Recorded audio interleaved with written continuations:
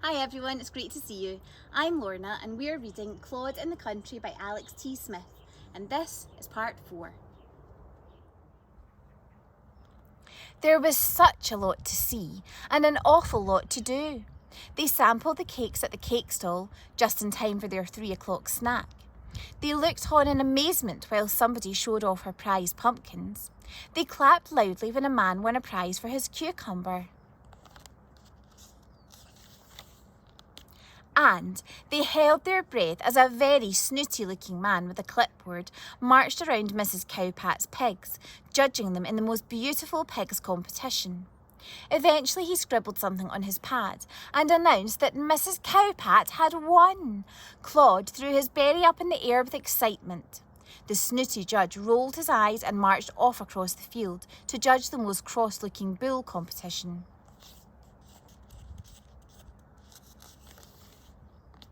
Claude and Sir Bobblysock carried on looking round.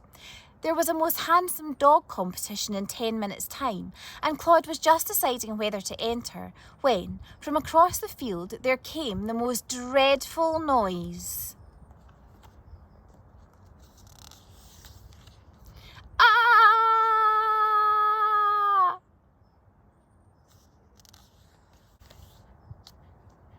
Claude and Sir Bobblysock dashed to where the noise was coming from. It didn't take them long to discover what was going on. The snooty-looking judge had obviously done something to make one of the big bulls very angry, and it was now chasing him around the enclosure. Its big spiky horns were heading straight for the judge's bottom. "Somebody save him!" cried Mrs. Cowpat, looking very worried.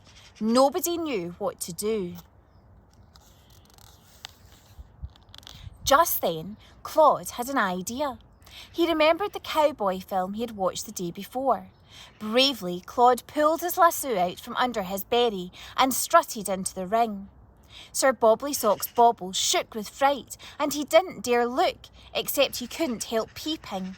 The angry bull was galumping about like a lunatic, and the poor judge was running as fast as he could to keep out of the way. "Help!" he shouted. Claude stood in the middle of the ring and whirled his lasso about above his head. He whirled it and twirled it and twirled it and whirled it.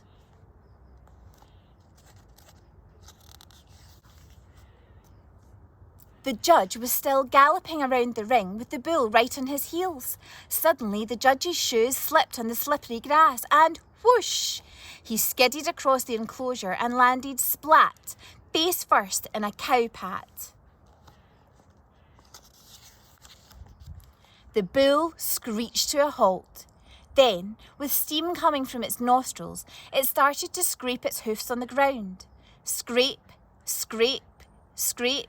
Then, kaboom! Off it went like a bomb.